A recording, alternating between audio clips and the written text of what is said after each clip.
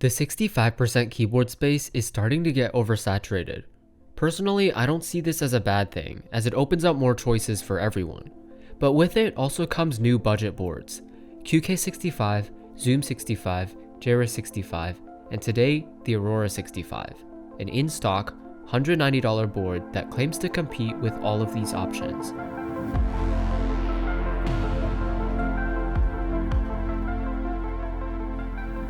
First off is an extra carbon fiber plate. Now onto the main box, which is pretty premium feeling with this magnetic latch. It seems very mode inspired. We have a sticker, some VIA info, and our real contents like a decent switch puller, big screwdriver, keycap puller that I don't recommend using, and a braided USB-C cable. Finally is the board itself, which is already pre-built. Aurora65 is an aluminum and polycarbonate gasket mounted 65%. We are locked to a south-facing hot swap PCB with no layout options, but this does support VIA. It has a daughter board.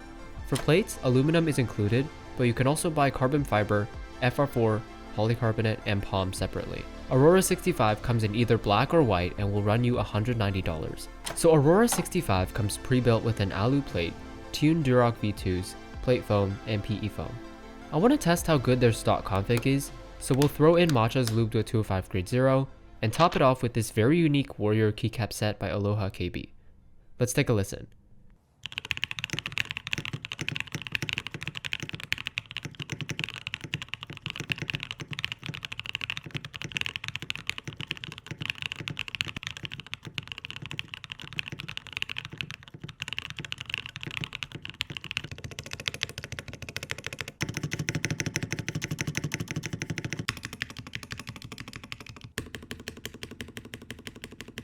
So it seems like these stabilizers are barely tuned, despite the website's claim that they are pre-lubed. This is a bit annoying because even though it's pre-built, you'd have to take it apart to fix the stabs, which kinda defeats the point.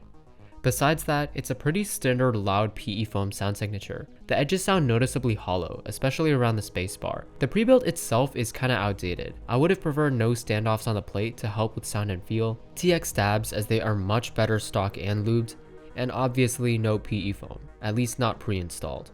A good board shouldn't need PE foam as a crutch for its sound. So let's build it again, but this time with my choice of config. We're going to start with the same hot swap PCB, but I've swapped out those Duroc V2s for TX stabs with 205 grade 0 and XHT BDZ. I'll throw on the plate foam, carbon fiber plate, and in here go those same Matchas lubed with 205 grade 0. This board has a kinda strange inner assembly. We have to first connect the daughter board and middle case to the PCB, then screw the middle case to the top case, and finally the bottom polycarbonate piece. I'll top it off with GMK Civilizations. Let's take a listen.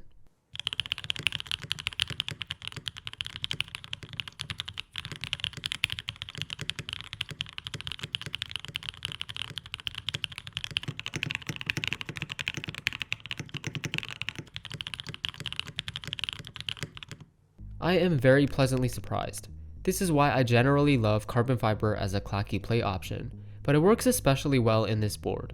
It's nice and high-pitched, but not with a sharp downstroke, which I can reluctantly refer to as a creamy sound signature. But keep in mind that this is without the PE foam, so the polycarbonate bottom is probably helping a bit with the sound profile.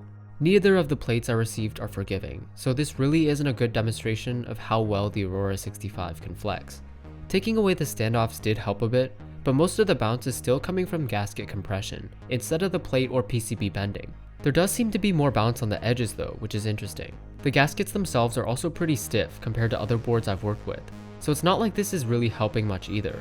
But these Matchas are slightly over-lubed, which actually cancels out the sharp feeling that comes with the relatively stiff mounting and stiff plate. So if you want a similar sound but a more forgiving feel, I would either go for non-long poles, or if you trust yourself enough, slightly over-lubing your switches. Sounds crazy, but it can work really well if you know what you're doing. The silhouette of the board pleasantly reminds me of something Rama would do, with its nicely rounded borders, filleted edges, and moderately chunky bezels. Of course, as you take a look around though, it's not nearly as embellished. On the left side is the USB-C port, and the bottom is all polycarbonate, which peeks out just a little bit on each edge. And also these really large feet. Something I noticed was that the blocker here doesn't sit flush with the bezels, which is usually the case. Overall, it's simple. Simpler than both the QK65 and Aurora65. Really, when compared to the Aurora65, it seems as if these boards are in two completely different ball fields, even though they just aren't. So even though there's nothing objectively wrong with the design here, I would appreciate the use of materials and design to match the level of premium that Owlab and MyKey Club are already delivering. Being a budget board, I would also really like to see the inclusion of more foams so users can tweak their sound profile, namely some sort of bottom case foam that doesn't block the LEDs. Even if it has to, I think it's a worthy trade-off to suppress the hollowness that comes up in certain configs. The RGB is decently diffused, but not perfectly, and is also visible through the gaps on the top here, and of course through VIA, you have plenty of options for customizing your lighting. I'm happy to say that the quality of the aluminum is flawless. Everything looks great there. But the bottom polycarbonate could definitely use some work. It's rough to the touch and also just looks more hazy, which is a sign of lower quality. Worryingly, this also leads to nicks and scratches being more visible, although this isn't deal breaking because the piece is only on the bottom and polycarbonate is straight up just not easy to work with. It's why the QK60 transparent cases are acrylic instead of polycarbonate, and why I suggest Odin Gaming do the same. It's more transparent and is less prone to scuffs, making it a better option overall. Something the Aurora65 does that no other major budget 65 is currently doing is keeping the board in stock.